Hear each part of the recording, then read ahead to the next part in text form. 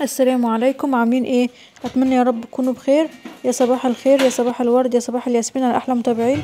ربنا يبارك فيكم يا رب ويخليكم ليا اجمل واحلى متابعين في الدنيا، ويجعلكم منورين القناه دايما. ربنا يرزقكم بالرزق الواسع الحلال. متشكره لكل الناس اللي بتدعمني وبتحط لي كومنت حلو، وكمان بتحط لي لايك. ربنا يا رب يفرحكم دايما يا رب. النهارده بقى هتعملي ايه يا سمسمة؟ النهارده بقى يا حبايبي، بنات حكموا عليا اعمل محشي على الكانون. كان نفسهم فيه وطلبوه مني كتير بصراحة، والانبوبة نفذت لهم طلبهم. يعني هم حكموا والانبوبة نفذت.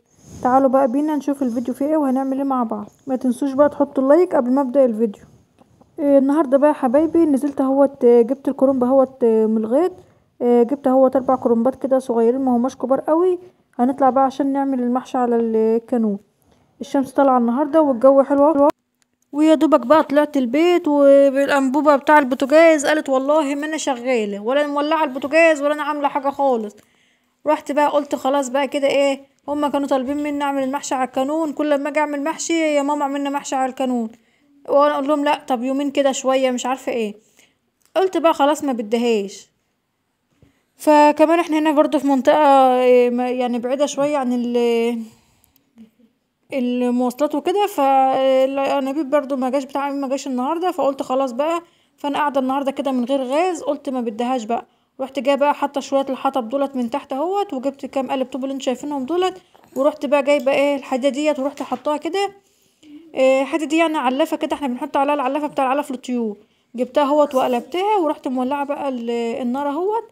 وشايفين بقى الحله ومنظرها، بصوا كلها سودا سودا سودا من بره. ربنا يعيني بقى على مغسل. ده هتاخد معايا يجي ساعة غسيل. قلت لهم بقى لدام انتوا طالبين بقى المحشي على الكانون، مين بقى اللي هيقع في نصيبه غسيل الحلة ديت؟ بس انا يعني بقول لهم كده وخلاص، انا كده كده انا اللي هتدبس في غسيلها يعني مفيش مشكلة. بس بقى ايه، صدقوني يا جماعة المحشي على الكانون حاجة تانية خالص، له طعم تاني كده حكاية. إيه لو نفسك تعملي بقى محشي تعملي كانون. لو هتعمليه عادي في البلكونة مفيش مشكلة خالص. بس البلكونه بتاعتك بقى تكون مفتحه كده منها للشمس كده وايه، والبخار بتاع الدخان بتاع القانون يطلع بره. إيه بصوا بقى، انا حطيت بعد الميه ما غليت اهوت، يعني ما غليتش قوي، نص نص كده. حطيت بقى شويه ملح كده يجي معلقتين. وحطيت اهوت اول كرنب عشان اسلقه، وجبت معايا الصينيه ديت عشان اطلع عليه.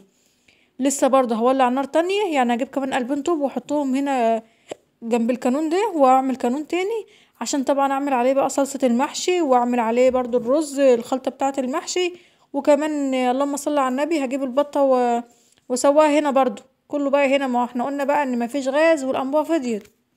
بس بقى الحمد لله ان هو ايه، ال- الاكل يعني خلص وكل حاجة عدت على خير الحمد لله. بصوا بقى المية بتاعت اللي بتسلقوا فيها الكرنب ما تكونش سخنة قوي. كمان اما بتيجي تسلقوا الكرنب حط شوية كمون كده في المية، كمون عشان طبعا الكرنب بيعمل انتفاخات وكده. ليه بقى؟ لان احنا بصراحة المحشي على الكانون ده بنقعد ناكل ناكل ناكل لحد يمكن اما نخلص اخر صابع في الصينية. لازم ناكله الاخر، ما نسيبش منه اي حاجة خالص تفضل لبكرة من حلاوته. فعشان كده بقى انت تقعدي تملي بطنك بقى المحشي دوت، وبعد كده ما ايه، انسي بقى، انسي ان انت تقومي خالص من على الطبلية، يعني خلاص ما بتقدريش تقومي اصلا لا تروحي في حتة ولا في اي حاجة. تبقى عايزة بقى بعد اكلة المحشي ديت اللهم صل على النبي كوباية شاي كده بالنعناع كده جميلة كده تحبسي بيها بقى بعد المحشي كده، وايه احلى اكلة دي. طبعا احنا بقى في الغلا اللي حصل ده بنعملهاش على طول يعني. بصوا بقى هنا انا جبت اهوت، شايفين الخشب اللي انا ماسكاها ديت؟ دي شجرة بتنجان من اللي احنا كنا زارعينه، لما بتنشف بنشغلها كده تحت الكانون. وجبت قالب طوب اهوت حطيته، وجبت حاجة تانية اهيت. وعملت بقى خرطت بصلتين، شوحتهم ونزلت عليهم بطماطم مضروبة في الخلاط. وانا اصلا كنت عامله برضو الصلصه ديت من امبارح، فطبعا لما الانبوبه فضيت ما ايه، ما كم يعني سبتها، قلت اعمل محشي بزياده، فعشان كده جبت 4 كرنبات. وقلت اعمل كمان حله محشي. البنات يتعشوا بيها بكره، ولا احنا نتعشى بقى بكره ولا حاجه، او نتغدى بيه او يتغدوا بيه. طبعا هتبقى ارداحي بقى بتاع بكره دي من غير لحمه ولا حاجه. بعد بقى ما نزلت بالطماطم، رحت جايه حاطه برضو ملح، وحطيت رشه كده من السكر. وبعد كده بقى هسيبها بقى انها تغلي. بس طبعا ايدي تحت كده في الولعة، يعني كل ما احس ان الولعة قربت تنطفي بزودها برضو نار تانية.